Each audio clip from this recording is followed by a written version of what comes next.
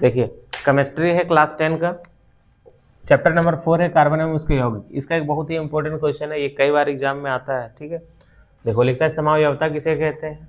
Butane एवं pentane के समावयवों के नाम एवं संरचनात्मक सूत्र लिखें।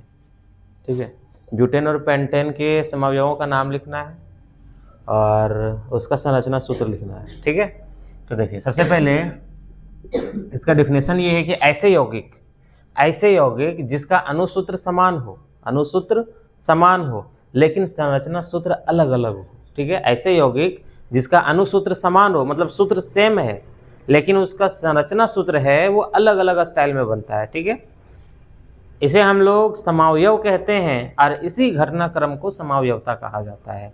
अब देखिए जैसे कि यहाँ पे है ब्यूटेन, इसका फॉर्मूला क्या होता है? C4H10, ये है ना इसका सूत्र। अब देखिए इसके अलग अलग समावयव हैं।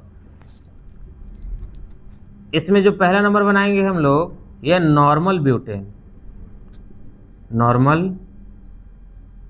ब्यूटेन। देखो नॉर्मल में क्या है, नॉर्मली हम लोग लिख देंगे C4।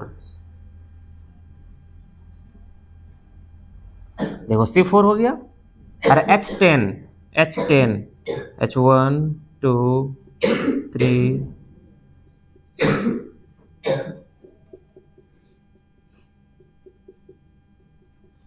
H10 हो गया। ठीक है, ये हो गया नॉर्मल ब्यूटेन। ठीक, और इसमें इसका एक ठो और आता है दूसरा नंबर, वो है आइसोब्यूटेन। ठीक है,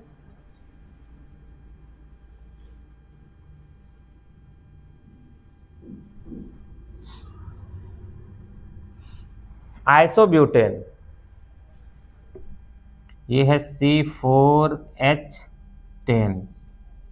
देखो अणुसूत्र ये समान ही है, इसका भी वही होगा C4H10, सेम ही होगा, लेकिन इसका संरचना सूत्र बदल जाएगा। यहाँ पे आइसो का देखो क्या हो जाएगा, C4 है, C4 लिखो 1 2 3 4, एक ठो उधर नहीं लिखना है, हाँ एक ठो C नीचे लिखना है।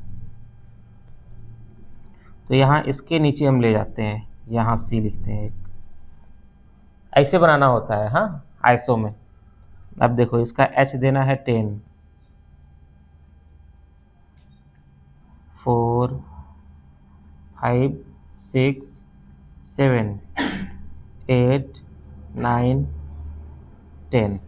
देखो 10 हो गया, फॉर्मूला दोनों का सेम है, ये इसका अणुसूत्र हो गया, अणुसूत्र समान है लेकिन ये जो संरचना सूत्र है ये अलग अलग होता है, वही है इसका डिफिनेशन में यहाँ लिखा हुआ। ठीक है, अणुसूत्र समान है लेकिन संरचना सूत्र अलग अलग है।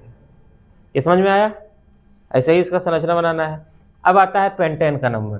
देखो पेंटेन में सबसे पहले जो आता है ये है नॉर्मल पेंटेन।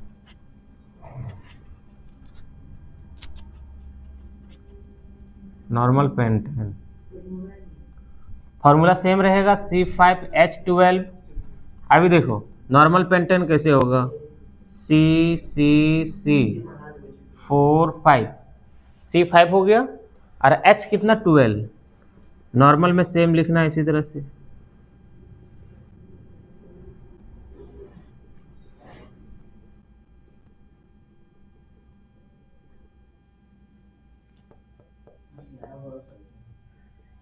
हो गया 12 हुआ, ये हो गया नॉर्मल पेंटेन। अब एक ठो है दूसरा नंबर में आइसोपेंटेन, इसका दूसरा नंबर आइसोपेंटेन, फॉर्मूला सेम, अणुसूत्र समान C5H12, लेकिन इसका संरचना सूत्र बदल जाएगा।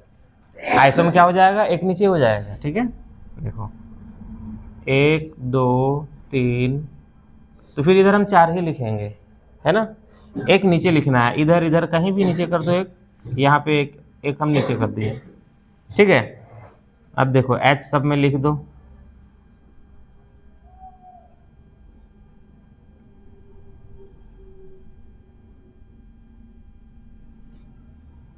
H देखो 12 हुआ, उससे ज़्यादा नहीं होना चाहिए,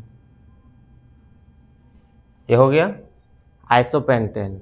इसका एक और है नियोपेंटेन, इसका 3 ग्रुप है।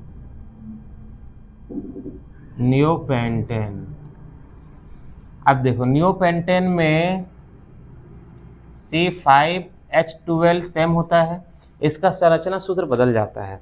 इसमें क्या है, आइसो में एक नीचे होता है, और नियोपेंटेन में क्या होगा, एक C नीचे और एक C ऊपर हो जाएगा। ठीक है, तो देखो 5 है, इधर हम कितना लिखेंगे, 3 ही लिखेंगे यहाँ पे, 1 2 3। ठीक है, और एक C हो जाएगा ऊपर और एक हो जाएगा नीचे। देखो 5 हो गया। अब हाइड्रोजन भर दो इसमें,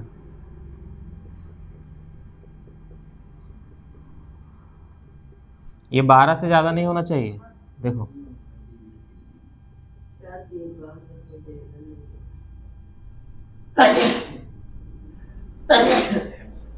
देखो 12 है H, ये हो गया आपका समावयवता और इसके संरचनात्मक सूत्र। ठीक है, बहुत ही इंपॉर्टेंट क्वेश्चन है, देख लो इसको।